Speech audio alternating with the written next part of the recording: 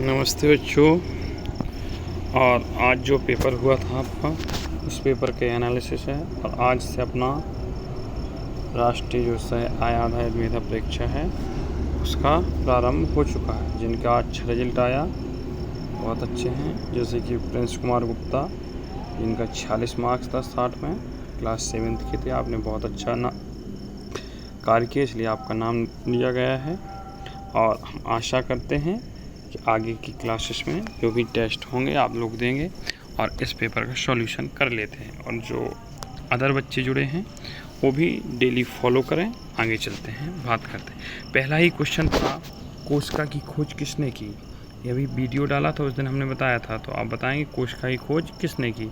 तो कोशिका की खोज रॉबर्ट हुक ने की। किसने की? रॉबर्ट हुक ने की। अब यहीं पे एक और क्वेश्चन बन सकता था, कोशिका के अध्ययन को क्या कहते हैं? कोशिका के अध्ययन को साइटोलॉजी कहते हैं। यहाँ एक क्वेश्चन और बन सकता था कि जो रॉबर्ट हुक हैं उन्होंने कैसी कोशिका की खोज की थी? तो आंसर आएगा कि मृत कोशिका की खोज की थी। फिर इसके आगे अगला क्वेश्चन देखते हैं। पूछा गया बुझे हुए चूने का सूत्र। तो बुझे हुए चूना, पहले पत्थर चूना देखते हैं। पत्थर चूने का सूत्र होता है CaO। जब इसमें पानी मिल जाता है तो बुझे हुए चूने का सूत्र होता है CaOH का whole twice.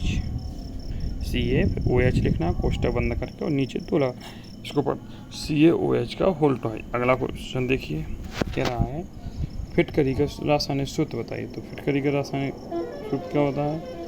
K2SO4 into Al2SO4 का होल थ्राइस इंटू 24H2O।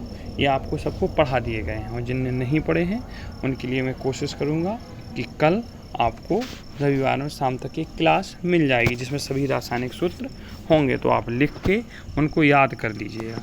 अगला है यूरिया का रासायनिक सूत्र। तो यूरिया का रासायनिक सूत्र आप लोग कमेंट में करके बताइएगा जिनको भी आता है।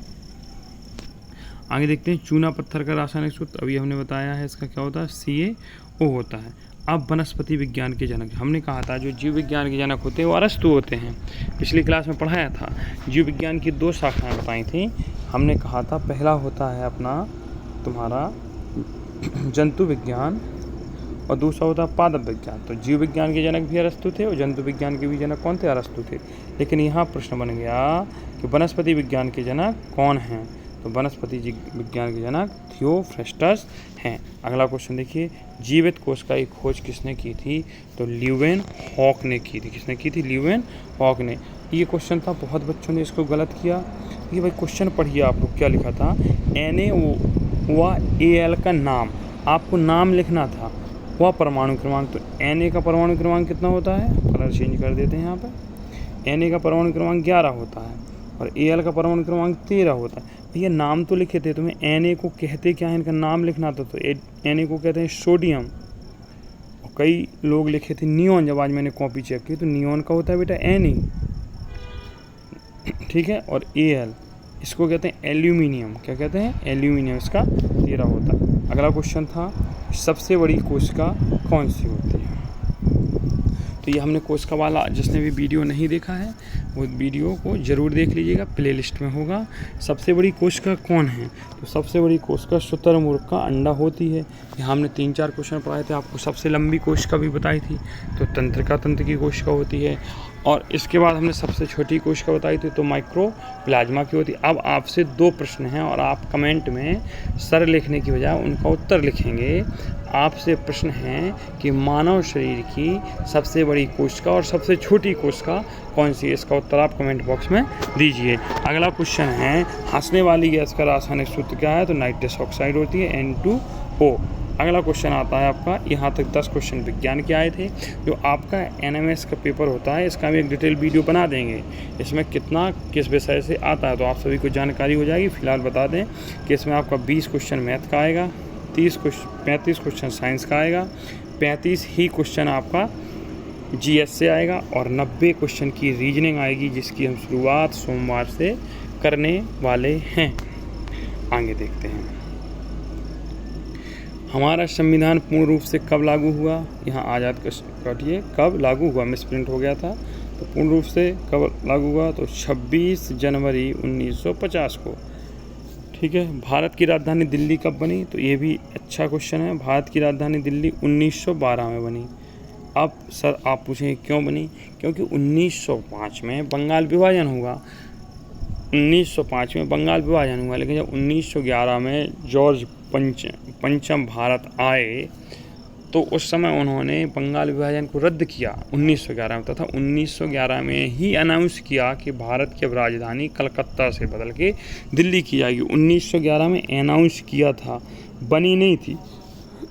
बनी कब है? 1912। तो क्वेश्चन पूछा कब बनी। अगर पूछता कि भारत की राजधानी दिल्ली की बनाने की घोषणा कब की गई थी, अनाउंस्ड कब किया गया था, तब उत्तर होता 1911।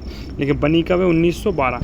छोटी छोटी चीज़ें आप लोग अगर देखेंगे तो आगे जाएंगे। आगे देखते हैं संविधान में संविधान को कुल कितने भागों में विभाजित किया? तो संविधान में कुल 22 भाग हैं। इसमें 12 अनुसूचियाँ हैं, 395 अनुच्छेद हैं। ठीक है। और इसके जो भाग हैं वो कितने हैं? 22 भाग हैं। इसमें भी से हम आपसे पूछते हैं, अगर किसी को पता हो कि पहले अनुच्छेद में क्या लिखा गया है। संविधान की भी क्लासेस आएंगी आपके। पहला अनुच्छेद क्या होता है, अनुसूची क्या होती है, अनुसूचियों को कैसे पढ़ते हैं। धीरे धीरे रोज़ आपको एक दो क्लासेस मिलेंगी। धीरे धीरे आप जुड़े रहें। अगला क्वेश्चन था संविधान में कुल कितने अनुच्छेद हैं? तो 395 अनुच्छेद हैं। इस पेपर को देने के बाद आप लोगों को एहसास हुआ कि आप कितना हैं। अब आगे बढ़ते हैं।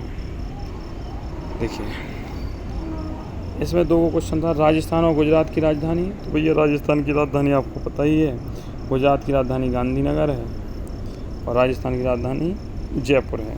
नेपाल की राजधानी, भूटान की राजधानी आपको पता ही होगा, नेपाल की राजधानी काठमांडू है, भूटान की राजधानी थिम्पू है। और नहीं होगा पता तो इनका आप कमेंट बॉक्स में बताइए। आपसे पूछा है बांग्लादेश की राजधानी कहाँ है और श्रीलंका की राजधानी कहाँ है। अगला देखिए पानीपत का प्रथम युद्ध कब हुआ था। ये कोई वो लड़की ने उत्तर दिया था, पानीपत का प्रथम युद्ध कब हुआ था। ये प्रश्न मैंने कल भी पूछा था कि पानीपत का प्रथम युद्ध और द्वितीय युद्ध कब हुआ था, इसका उत्तर दीजिए। क्योंकि तृतीय युद्ध बताया था तो एक बच्ची ने उत्तर दिया था, उसने नाम नहीं लिखा था अपना। पानीपत का प्रथम युद्ध कब हुआ था? ये 1526 में बाकायदा पूरी डेट लिखी थी, लेकिन आपको सिर्फ 1526 याद रखना है। भारत के वर्तमान गृह मंत्री कौन है? तो अमित शाह हैं। रक्षा मंत्री कौन है? राजनाथ सिंह है। प्रधानमंत्री कौन है? आदरणीय नरेंद्र मोदी जी हैं। और वित्त मंत्री कौन है? निर्मला सीतारमण हैं। आगे देखते हैं सबसे छोटी भाज्य संख्या। तो ये 4 होती है। अगर यहीं पूछता सबसे छोटी अभाज्य संख्या, देखिए यहाँ पे कुछ डाउट क्लियर करते हैं। यही यदि आपसे पूछता सबसे छोटी अभाज्य, देखो अभाज्य, देखो अभाज्य में बहुत अच्छा क्वेश्चन बनता है बाबू। पहले पूछेगा सबसे छोटी अभाज्य तो 2 है, फिर पूछेगा सबसे छोटी सम अभाज्य तब भी 2 है। अगर फिर उसने पूछ लिया क्वेश्चन सबसे छोटी विषम अभाज्य तब 3 हैं। एक क्वेश्चन और बनेगा, ध्यान से सुनिए, लिख लीजिए। वो कहेगा क्रमागत 3 क्रमागत अभाज्य संख्याएं कौन सी होती हैं? तो 2 होता है, 3 होता है और 5 नहीं होंगी। सिर्फ 2, 3, 5 ये भी नहीं होंगी। अच्छा 7 आता है, फिर इसके बाद 11 आता है, फिर 13 आता है। तो क्रमागत सिर्फ ये हैं 2, 3। कितनी है? 2, 3। 2 ही अभाज्य संख्याएं हैं जो कि आपको क्रमागत मिलेंगी। क्रमागत का मतलब होता है क्रम से, जिनके बीच में एक का अंतर हो। अब आपसे प्रश्न है, कमेंट बॉक्स में बताइए कि एक कैसी संख्या है? भाज्य है, अभाज्य है, ना ही भाज्य है और ना ही अभाज्य। इसका उत्तर लिखिएगा। नमस्ते और गुड मॉर्निंग की जगह लिखने के लिए जो प्रश्न पूछते हैं, ये क्लास पूरी ख़त्म करने के बाद ये लिख लिया कि क्या पूछा है, तो इसका कमेंट में उत्तर छाप दिया और अपना नाम लिख दिया नीचे। ठीक है। अब 7744 का वर्गमूल निकालिए। ये मैथ की क्लासेस आपकी लगभग अगले सोमवार से आना स्टार्ट होंगी। इसके नहीं 8 दिन बाद आना स्टार्ट हो जाएंगी। इंस्ट्रूमेंट आ जाएगा मेरे पास जैसे ही, तो मैं क्लास बनाना, क्योंकि मैथ को यहाँ पर समझाना आपको कुछ नहीं है। 7744 आप इसका ऐसे लासा निकाल लेना। काटेंगे तो 2, 3, 6, 18, 2, 7, 14, 72 ऐसे काटेंगे। यहाँ 2, 8, 16, 8 आएगा। फिर काटेंगे तो या 19, 36 हो जाएगा। ऐसे आप काटते जाएंगे तो ये हो जाएगा और इसका आंसर आएगा 88। ठीक है। इसका सॉल्यूशन कर लीजिएगा। यहाँ घनमूल निकालेंगे तो 1728, जो घनमूल निकालेंगे तो 1728 का 12 होगा। इस क्वेश्चन का सॉल्व करके आप कमेंट बॉक्स में आंसर देंगे। बोर्ड मास नियम से था, ये सारे क्वेश्चन करा देंगे। अब यहाँ पर नहीं कराना संभव होगा क्योंकि इसके लिए दूसरी विधि से पढ़ाना पड़ेगा। इस क्वेश्चन का भी उत्तर आप लोग कमेंट। अभाज्य संख्या की परिभाषा ये अभी सुन लीजिए आप हमसे। अभाज्य संख्याएं या प्राइम नंबर ऐसी संख्याएं होती हैं जिनमें एक का, किसका? 1। कौन? 1। 1 वह स्वयं का भाग जाता है, इसके अतिरिक्त किसी का भी भाग नहीं जाता है, वो कैसी कहलाती हैं? अभाज्य संख्याएं कहलाती हैं। 50 से 100 के बीच कितनी अभाज्य संख्याएं होती हैं? तो 10 अभाज्य संख्याएं होती हैं। अब आपके लिए प्रश्न है कि 1 से 100 के बीच कितनी अभाज्य संख्याएं होती हैं? आप उत्तर लिखिएगा कमेंट बॉक्स में। अगला क्वेश्चन देखिए, 2 परमेय संख्याओं के बीच में कितनी परमेय संख्या होती हैं? तो कभी भी ऐसा प्रश्न आए कि 2 परमेय संख्याओं के बीच में कितनी परमेय संख्या होती हैं, तो इसका उत्तर होगा अनंत। कितनी होती हैं? अनंत। अगर प्रश्न बन जाता 2 अपरमेय संख्या के बीच कितनी परमेय संख्या होती हैं, तब भी अनंत। अगला क्वेश्चन था, ये क्वेश्चन थोड़ा हल्का सा घूमने वाला था, कि वही बच्चा करेगा जिसका कौन सा कह रहा है, यदि किसी संख्या की इकाई स्थान पर 1 आ जाए, 3 आ जाए, 5 आ जाए, 7 आ जाए, 9 आ जाए, तो कैसी संख्या होंगी? तो विषम संख्या होंगी। ये हम क्लास में पढ़ा चुके हैं।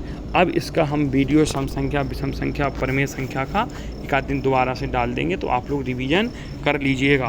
प्रॉपर वे में आपको सोमवार से क्लासेस डेली मिलेंगी। बहुत बहुत धन्यवाद। और इसके जो भी मैथ के क्वेश्चन हैं वो आप सॉल्व करिएगा, नहीं बनते हैं तो मैं एक आध दिन उनका वीडियो बना के फिर डाल दूँगा। बहुत बहुत धन्यवाद आप सभी का।